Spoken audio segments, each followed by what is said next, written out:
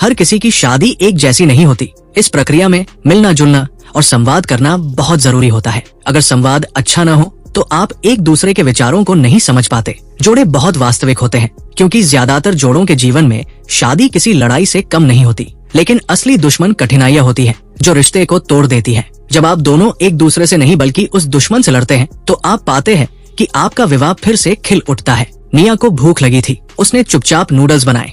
पीछे से फिर आवाज आई। उसका पति अयान अभी अभी फोन पर बात करता निकल गया। निया ने कुछ नहीं कहा। वो अब परेशान नहीं होती। उसने खाना पैक किया और बैग को डस्टबिन में फेंक दिया। जब वो दरवाजे तक पहुंची उसने अयान और किसी अजनबी को देखा। तभी वो गुस्से में बाहर भागी और अयान का फोन जमीन पर फेंक दिया। दिन खराब था लेकिन वो खुद को शांत करने की कोशिश करती रही। वो हमेशा अयान का अच्छा पक्ष देखना चाहती थी, चाहे उसे डांट मिलती रही हो। ये तुम्हारे लिए शादी की ड्रेस का एक हिस्सा है, पर अब ये ऐसे टुकड़ों में है कि पहचानना मुश्किल है। ये कुछ नेहरू कॉलोनी के पुराने घर जैसा लगता है, हमेशा डर से भरा।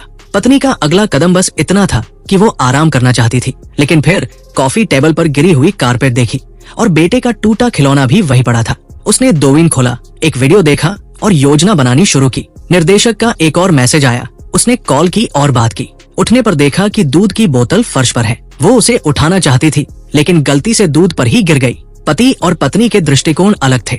दोनों के इरादे साफ थे लेकिन भावनाएं नजरअंदाज हो गई। नतीजा, रिश्ता टूट गया। अयान ने जल्दी से अपने जूते रैक में रखे लेकिन फिर सोफे पर बैठकर बदबूदार मोजे उतार दिए। निया ने गुस्से में मुट्ठी भींच ली। वो कपड़े धोने जा सकती थी लेकिन बच्चा जाग गया था। जब उसने फिर देखा, अयान पालतू बिल्ली का वीडियो बना रहा था। निया गुस्से में कपड़े हाथ में कसकर पकड़ बैठ गई। वो टूट रही थी। उसने फोन निकाला और तलाक के लिए गूगल करने लगी। वो अपने आंसू रोक नहीं पाई। शरीर बेशक थक चुका था लेकिन दिल अब भी उसे चाहता था। ऑफिस के सभी सहकर्मी चले गए थे लेकिन अयान वहाँ आलोचना झेल रहा था। सैलरी आ चुकी थी, बिल बांट लिए गए थे, फिर भी अयान ने रास्ते में वह चीज खरीदी जो उसे चाहिए थी और वो बाहर निकल गया। जब अयान को पता चला कि निया वहाँ है, उसे अजीब लगा। उसने सिर नीचे किया लेकिन निया ने उसकी जेब से वो धूप बत्ती निकाल ली जिसका धुआं उसे बहुत चुभता था। अयान ने 8 युआन का पैक खोला और उसे फर्श पर फेंक दिया। निया ने चुपचाप उठाया पर अयान अब परवाह नहीं करता था। वो नल खोलने में मग्न था लेकिन तभी वो बच्चे के बिस्तर पर जाकर निया से भिड़ गया। निया ने कंप्यूटर उठाया और बदबूदार जूतों की ओर देखा। फिर वो उठी और अयान को झटक कर दूर किया। अचानक निया को अयान का एक इमोजी मिला। उसने उलझन भरी मुस्कान के साथ जवाब दिया। अयान ने और इमोजी भेजे। निया ने रोना बंद कर दिया।